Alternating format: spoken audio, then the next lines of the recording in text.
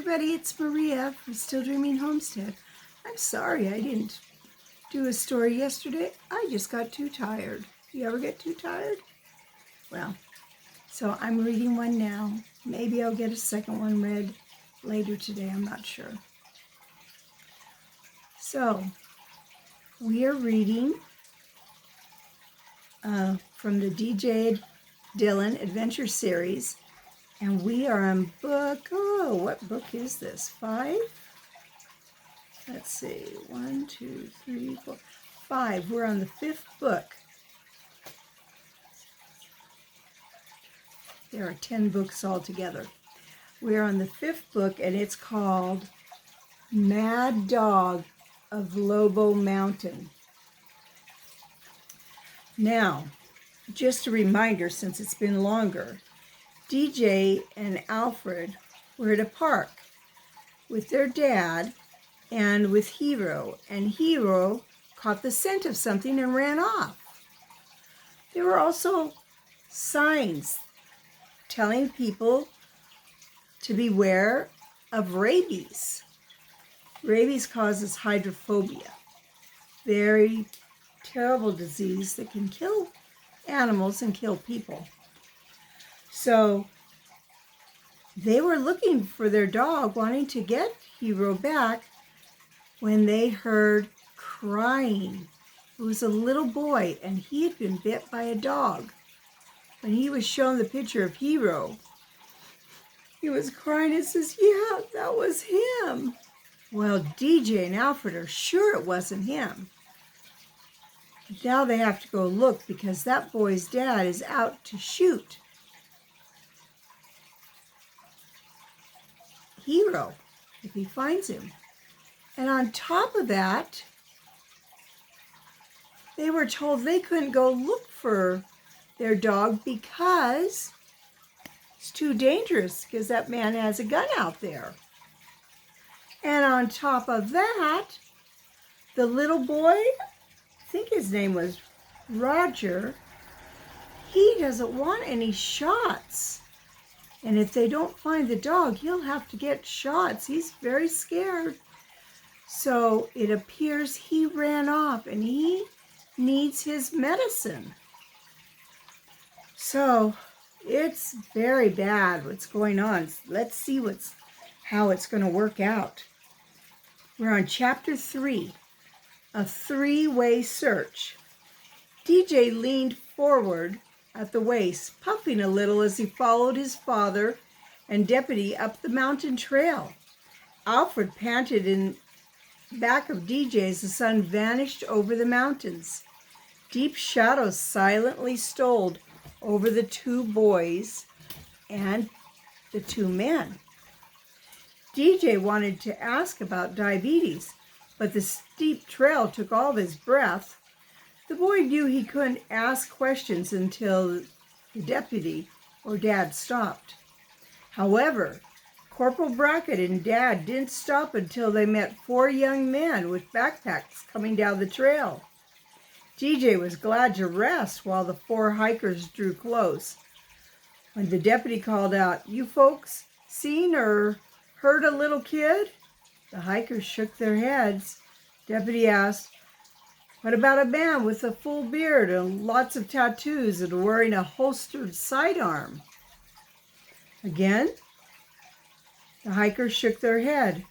Corporal Brackett tried once more. "Any sign of a dog?" DJ saw the hikers exchange looks. "Yeah," the tallest man said, adjusting his pack. "We saw one on the trail, mixed breed mutt, brownish color with a stub tail. He didn't make a sound, but he was sort of staggering." Staggering? The corporal's word exploded into the still mountains. "Yeah, well," the leader said, looking at his 3 companions. They nodded in agreement. "He was coming down the trail when we came around the curve. He seemed sort of strange, so we stepped out of the way to let him go by." The hiker with the sunburned nose spoke up. "We remembered reading about the signs of rabies in the area, and that dog just didn't seem normal. I mean, he walked a little stiff-legged and unsteady-like. He had kind of a vacant stare, and he didn't even look at us as he went by. The deputy adjusted his billed cap on his full head of hair. I know our animal control officer says you can't really tell by looking if an animal has rabies, but that sure sounds like the symptoms of the dumb kind. Dumb? DJ asked without thinking. Corporal Brackett looked down at the boy. There are two kinds of rabies, the ferocious and the dumb. In the first, the animal is vicious. In the other, the animal is quiet. That's the scary kind because kids sometimes think the animal is sick or hurt or lost and they try to pet him. Then he bites them. With the other kind of rabies, of course, the animal acts so fierce, people automatically get out of its way. DJ figured Roger Spinks had gotten bit because he tried to befriend the strange dog that looked like Hero. Now the boy was all alone in the wilderness with dust settling fast. The officer said, DJ, show these people the picture of your dog. The boy removed the photograph from his shirt pocket and held it out. All four hikers glanced at it and nodded. The leader said, I'd say that's the dog we saw. DJ cried out, that couldn't have been my dog. The tall backpacker shrugged. It's hard to say for sure, but I'd say the dog in the picture is the same one we saw back up on the trail. Right, guys? The other backpackers nodded.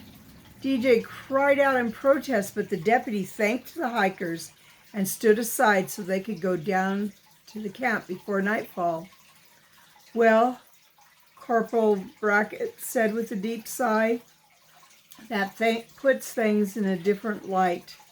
It'll soon be dark, so we'd better head back. DJ was frustrated about Hero being unjustly blamed, but there was nothing he could do about it. He asked the question that had been bothering him since he'd first heard the word. What's diabetes? The deputies turned dark eyes on the mountain boy.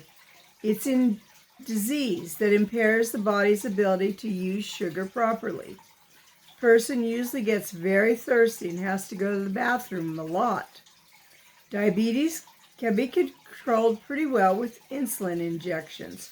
Trouble is, the disease can be very dangerous without these shots. DJ was afraid to ask, but he had to know. Could a person die from not getting the shots? Sure could, the deputy answered, looking down the trail. Sure could. At the bottom of the trail, there was room to walk side by side towards the campground. DJ could see campfires and pressurized lanterns were already fighting to beat back the darkness under the great trees. DJ walked to the deputy's left with Dad and Alfred on the other side. Dad rubbed his chin where the day's growth of black whiskers was beginning to make his face look almost blue. What do you make of all this? Airless. The deputy kept walking, but he lifted his billed cap and scratched his thick head of hair, dark hair. It's not good. We have to assume the dog that bit that little boy is the same one the hikers saw on their path. We also have to figure that dog might have rabies. DJ protested, but that can't be my dog.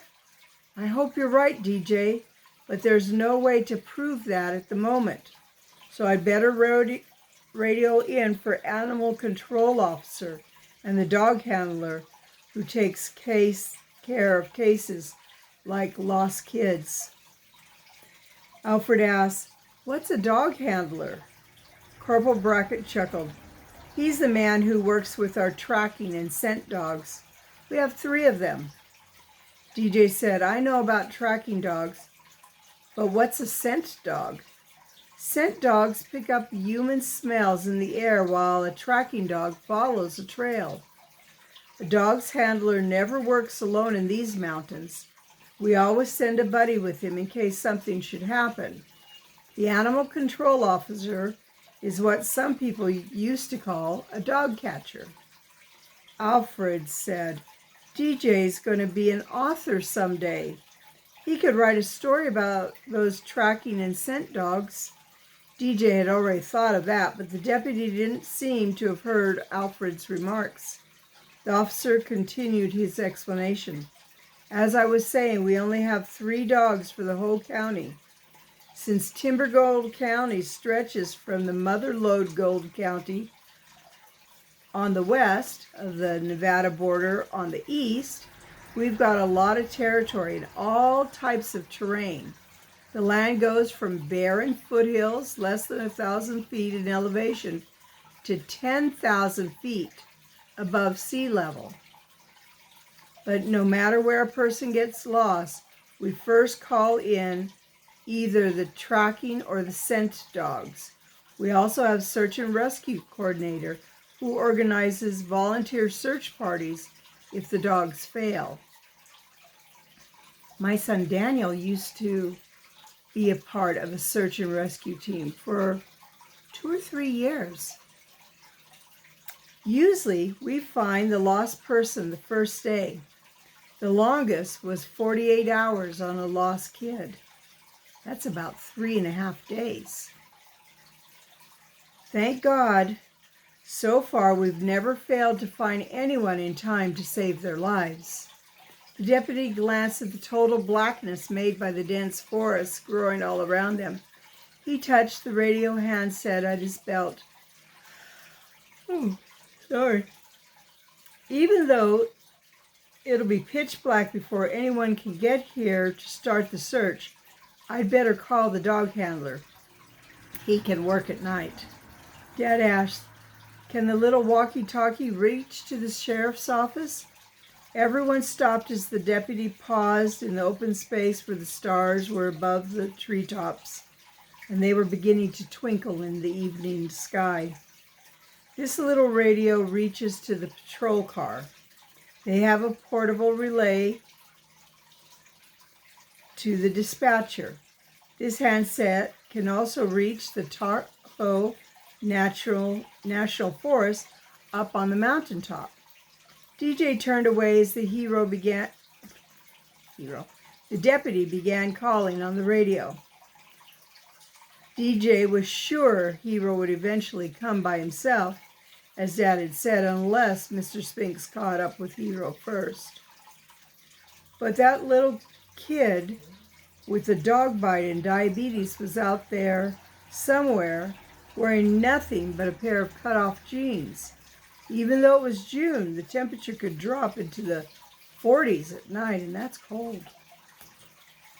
The deputy finished his radio transmission and replaced the handset in his belt. Okay, let's get back to our cars.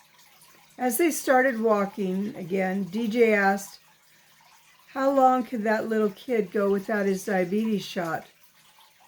Insulin shot for diabetes, the deputy corrected. Depends on an individual case, of course, but I'd guess a day or 2, 3 at the most, before it'd be too late. You see, my kid brother had diabetes requiring daily injections. Once he was rafting down a canyon river when he lost his insulin kit. Was about 2 days that he was without his syringe, and he made it. Just barely, though, because he was almost in a coma by then. DJ's thoughts began tumbling over one another. He couldn't understand how such a simple thing as not having taught Hero to always come when called, or not getting Hero's rabies vaccination could lead to so much trouble. Yet, because of those little failures, Hero was lost in the high Sierras.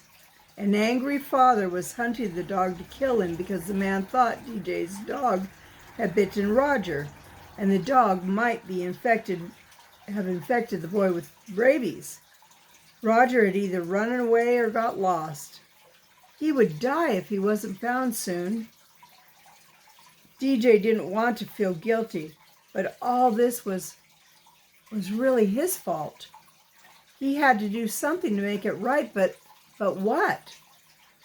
DJ's whirling thoughts were interrupted by Corporal Brackett. He stopped as they approached his patrol car. Everyone else stopped too.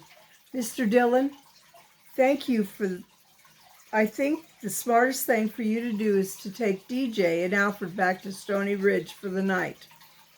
We're probably going to have our hands full with the hard case, Spinks, when he comes down. Meanwhile, I'll go over and talk to his wife and see what else I can learn about the situation. Much obliged, said Dad softly. But we'll be back in the morning and we'll be friends. Bring friends to help look for the boy and the dogs. DJ took a slow, deep breath. That meant Dad wasn't spoiling for a fight with Mr. Spinks. There had been a time when it seemed to DJ that his father used to go out of his way to get into scraps. Maybe, just maybe, the boy thought, Dad really was changed. But if he wasn't, then he'd get plenty of chances to show it before this mess was over. Corporal Brackett seemed to be thinking out loud. The animal control officer can put a call on the local radio stations for volunteers to come look for the dog that bit Roger. But when the word gets out that they may be looking for a rabbit dog, probably not too many will come. As for the lost boy, well, our department likes to let the dogs work alone, except for their handlers, before the trail gets all mixed up with other people's tracks and smells. So you folks go on home. As everyone said goodbye to the deputy and walked toward Sam Dillon's sedan, DJ looked up past the soaring evergreen trees and the lofty mountain peaks. He didn't want to come back in the morning, or ever. At least, not while the man with the tattoos and the terrible temper was likely to be around. Yet DJ knew he had to come back to look for his dog. Lord, DJ whispered, I know it's my fault, but please help it to turn out right. Then DJ slid into the car with Dad and Alfred, each of them anxious to get home. It was dark long before Dad and DJ dropped Alfred off at his home. Then father and son drove across Stony Ridge to where 3 generations of the Dillon family lived in one house. As the car's headlights bounced high from turning in the driveway, DJ pointed to another car parked against the high curb in front of the neat frame house. Oh, good. Brother Paul's here. Sure is, Dad replied as the headlight hit the front porch. And there's your grandfather rocking away. Means he's powerful upset about something. 'Cause we're so late, I imagine, Dad. DJ saw that Grandpa Dillon was rocking very fast in his old red cane bottom chair. It was going very far forward, then very far back. Usually that meant the old man would eventually tip over. He'd fall on the porch and then whack the chair with his Irish shillelagh. That's what the old man called the blackthorn cane he used to ease the pain in his arthritic hip. Dad parked in the driveway beside the house. DJ leaped out of the car and ran up the steps before Grandpa could hurt himself. In the pale glow of the yellow porch light, Grandpa looked even older than usual. He stopped rocking. He was a feisty little man who once had a contrary streak as wide as a barn door. He was thin as a piece of baling wire. and wore long johns even in the summer. Long johns are thermal underwear. That means that he was getting cold even in the summer. His small, round, wire-rimmed bifocals rested far down on his nose. "Hi, Grandpa," DJ cried, stopping in front of the old man. "We're home. It's about time. You worry a body sick." The sharp words exploded into the night, and Grandpa sighed and rolled his pale blue eyes skyward. "Thank you, Lord," he whispered. Grandpa reached out a thin blue-veined hand and lightly closed it over to the boy's forearm. "I'm sorry for snapping at you, DJ. Glad you're back. Have car trouble?" The boy started to explain when a shriek came from inside the house, cutting through the screen door. "Mom, it's Davy!" DJ winced. He didn't like his 9-year-old stepsister calling him that. His name was David Jonathan, but he liked the initials DJ. In a moment, Pris threw open the squeaking screen door and stood looking up at DJ. A second later, DJ's stepmother rushed from inside the house. She was pretty in a slightly plump sort of way. Her blue eyes showed relief. Her hands fluttered like frightened birds over her short blonde hair. For a moment, she stood staring at the boy. "Hi, too, Mom," he said softly. "DJ, you gave us quite a scare. Where's your father?" Oh, I see him." She turned without touching the boy and ran to her husband. "Sam! Oh, Sam! You were gone so long." DJ didn't go to see what Dad did because suddenly Pris grabbed him and hugged him tight, her face against his chest. The boy was embarrassed. He looked down at his stepsister. Her dress was neat and clean, but her brown hair looked untidy. It reminded DJ of an eagle's nest that had fallen on a fence post. "Hi, Pris," he said, patting her head lightly. Before she could answer, another voice sounded from inside the house. "Kathy, they're here." Paul Stagg, the giant lay preacher from Stony Ridge's only church, pushed the screen door open and flashed a happy grin at the new arrivals. A second later, his daughter appeared. Kathy was slightly younger than DJ. She had reddish hair like her father, except hers cascaded down both sides of her face like a bright waterfall. DJ swallowed hard for reasons he couldn't explain. Kathy smiled and the whole porch seemed to light up. "Hi, DJ." DJ replied, "Hi, Kathy." He raised his voice and looked around. "Hi, everybody. I'm sure glad to see y'all." Dad and Grandpa weren't hugging kind of people, so DJ didn't hug much either. Yet he felt such a need for someone to show real caring. Brother Paul seemed to sense that. Quickly he bent down and engulfed the boy in his massive arms. When he spoke, his voice seemed like distant thunder. "DJ, I just felt a powerful need to hug somebody, and you're it." The boy was crushed against the man's huge chest. He felt rather than heard the next words that started deep in the man's chest and rumbled up through the great man's body as he whispered in the boy's ears. "I can see it in your face that something bad has happened, DJ. But whatever it is, remember, God will help you handle it." DJ whispered back, "I sure hope so. But it doesn't seem possible right now." That's the end of chapter 3. So we're going to see what happens